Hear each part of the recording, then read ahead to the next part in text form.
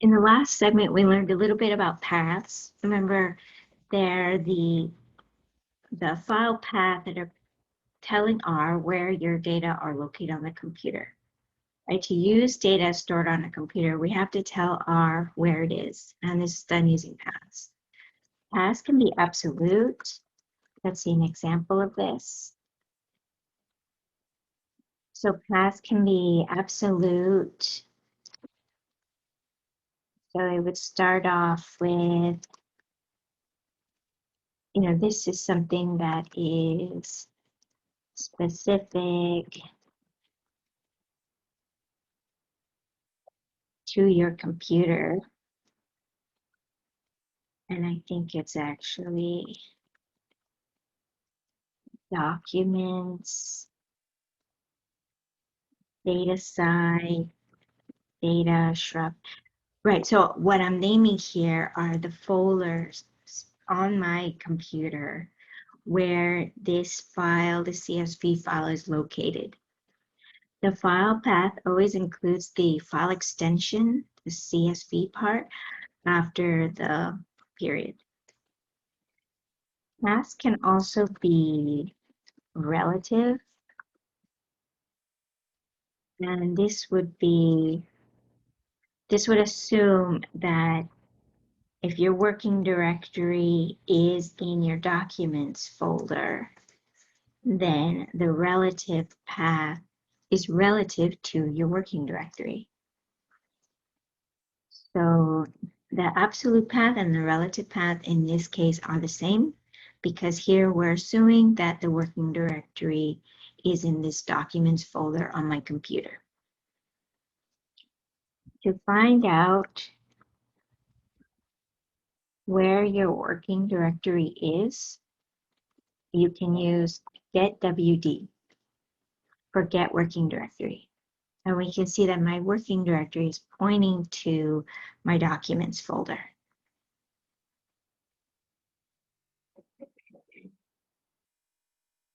Let's try loading the data. In order to load data, we have to tell R where that data is using those paths. So for example, let's create an object called shrub, and that's where we'll store this data that we'll read using read.csv. And we need to tell R that that data is located from where R is, which is, in my case, in documents folder. We have to say, okay, from the documents folder, go to the data side folder. Inside the data side folder, go to the data subdirectory or subfolder. And inside of that is this file called shrub dimensions label.csv. And I can control and enter to run that line. Right, so this is for data that's not in the working directory. If this data set was in my working directory, then all I would have to call is the file name itself. But because it's not in my working directory, I have to tell R where it is in relation to my working directory. Changing the working directory is common.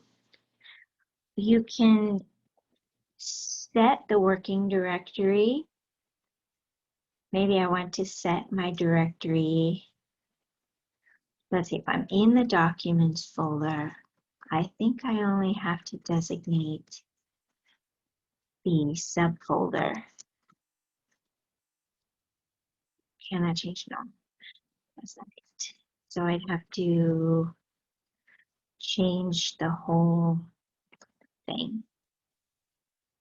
So I'm telling R, set the working directory to this folder. Maybe even the subfolder, that data folder. And now, because I'm in that subfolder, I would only have to use the shrub dimensions label.csv file name itself. And I'm not going to run this, but I am going to remove the shrub object we created to prove to you that when you change your working directory to where the data is located, you only have to call the name of the file, right? And so here it appears. And this is useful, but this can cause some serious issues when you're handing off your code to someone who has a very different file structure than you, or if you're working between two computers. Say you use one computer in the lab and another computer at home or on your own time. And so your two computers are going to share the same filing structure. So we want to avoid setting our working directory. But to do this, we will use projects. So you can think of a project as a self-contained unit in a single folder. Projects treat all locations as relative to that folder. So it automatically changes the working directory no matter what computer you open up the file. To do this in our studio, you can go File menu, New Project, New Directory, New Project, and the directory name. I want to give this maybe paths for today, and this might be blank if you'll need to create the project as a subdirectory of, and I'm going to pick the data sci folder for the course. So create project. It'll reload your R session. So I'm in a completely new R session. And I can see that I've got, you won't have a new R script, so you have to open up an R script. In this case, I already had one saved, and you can save it as something maybe more descriptive. I'm not very creative this time of day, so I need to pass. So file, new project, new directory, new project. This creates a .r project file. This file, it's not the project itself, but it contains that project information, including the working directory. Like, where is that file pointing, right? And this is not something that you change manually.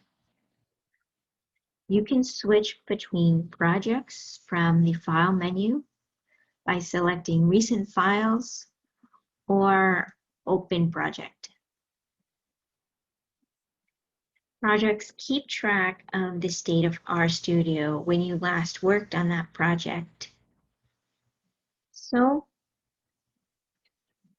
let's see, what else is important to mention? Right, so when you're passing along your code to somebody else, or when you're submitting an assignment for this course, what you'll end up doing is compressing your project folder. Because when I uncompress it and open your project, doing so will automatically point my R session to this folder. So it'll automatically change my working directory.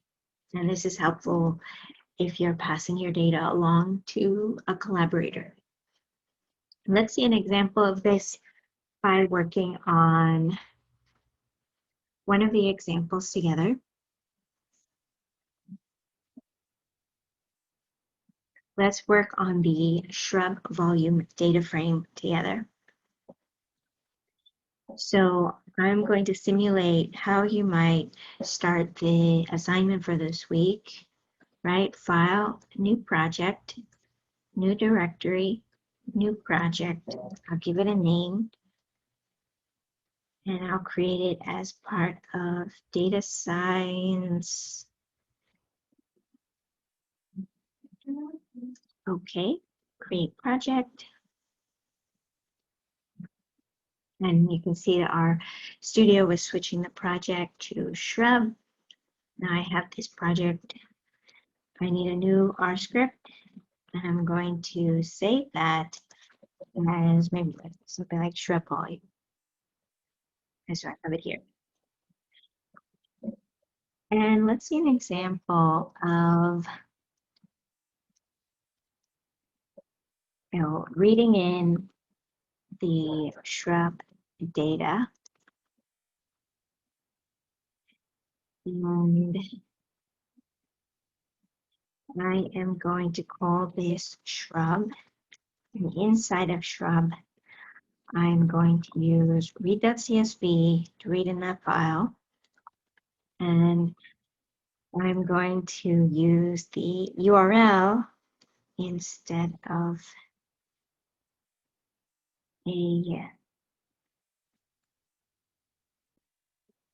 I'm going to use the URL to download the data. I could also write that data, let's see, into my directory. Let's see an example of that. So I would use write.csv, shrub object, and I need the file name. So let's create a new folder called data, and then do the shrub dimensions label.csv.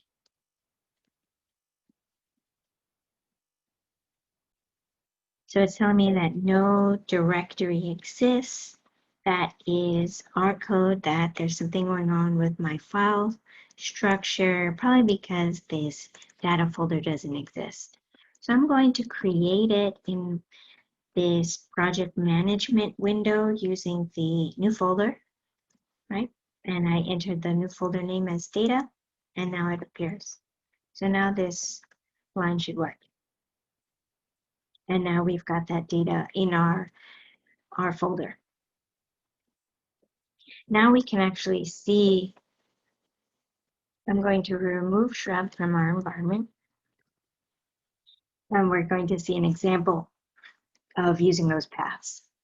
So now I'm going to create this object again using the same name, shrub, read.csv, and I need to tell R that it's in the data folder, shrub dimensions labeled.csv. So you can start to imagine the benefit of using R projects because these will always be the same. Let's go to our project folder. We would send this entire folder called shrub to our, there we go, to our collaborator, and they would have the same folder structure. So using this data, let's produce the following: a vector of shrub links. Let's call this links. And inside that object called links, let's store the values for shrub. Remember, we're calling the column using the dollar notation. And I'm going to use my arrow keys to scroll down to the link. I'm going to run that line. And I should see here that that vector now appears. And I can see what those values are by typing out the object name. Let's now create a vector of the volume of each of the shrubs. There's a few ways of doing this, and you'll learn very quickly that there are multiple ways of doing the same thing in R. That's one of the beauties as well as one of the disadvantages. I'm going to correct some typo, vector of the volume. So let's create two new vectors called width using kind of the same approach as we created a vector for lengths. Width and volume is length times width times height. And I'll use plural to be consistent. And I want to store the values from the column height inside the shrub data frame. I haven't run anything. So I need to run those lines. And now I have all three vectors. And now I can calculate a third vector using that vector math, lengths times widths times heights. And I run that line, and now I've got a vector called volume, and it has a length of 10, same as all the others. I can also do this by creating a new column inside of our shrub data frame using the $ notation and naming the column, whatever name I want to give it. In this case, I want to call that column volume. And inside of that column, I want to do I can now do the column math. So I can, oops, I already see a typo. Shrub column length times shrub $ width times shrub $ height. I run that. And now I've actually changed the data frame to include a new column. We could view our data frame using the view function. Now we see that newly created column. We can also click on the object name from the environment window. Okay. Now let's create a data frame with just the shrub ID and height columns. Maybe I'll call this ID height, something descriptive, but still concise. And I want a data frame with just the shrub ID and height column. So I want to subset. I want to use that subset notation. So I want to subset our data frame shrub, and I want to combine the shrub ID. I forget the names of the column headings, so I can call names of our data frame. And because the data frame is small, I can see it here. But you might be working with a really large data frame, so it's better to call the names here. Names, what is it called? Shrub ID and AGIG. Okay. And now I ran that line, and I've created this new data frame. We can look at the structure to see that it is a data frame with these two variables. Let's try a data frame with the second row of the full data frame. And a data frame with the second row. So I'm going to call that A2 because I see that the second row is called shrub ID A2. And we're going to subset shrub, the second row. Remember the notation is RC cola, so row, comma, column. I want the second row, and I want all the columns, so I leave that argument blank, and I run that line. And now let's look at this data frame we've created. We can see that there's all of the columns from the second row. Finally, let's create a data frame with the first 5 rows of the full data frame. So I'm going to call this high 5, and I'm going to use the same shrub subset notation, but in this case I can use the sequence 1:5, comma, all columns, so I leave that argument blank. And I'll run this line, and now I'm going to view high 5, and we can see that we've got the first 5 rows for all columns. Now when we're ready, we'll make sure you save, and we can navigate to this icon here. That's the kind of our project icon. What I like about it is it's like a container. So this container has all of the code, all of the data that you need to reproduce this analysis or this script.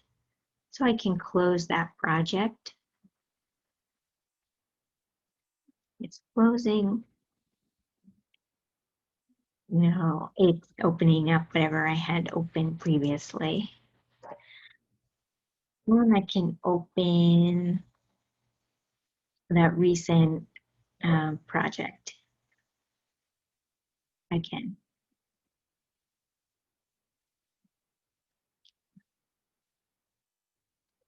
open recent shrub.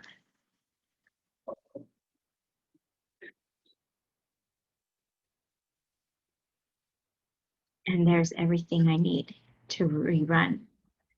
For example, you know, if you ignore this portion, I could run this again without telling R where the working directory is. Now if we see where the working directory, that shrub container contains a pointer to this, this project directory. Right, so we saw an example of how to use projects to avoid setting relative paths or changing your working directory. And in the next segment, we'll see how this ties into basic reproducibility, making it easy for somebody to reproduce your code or for your future self to reproduce your code.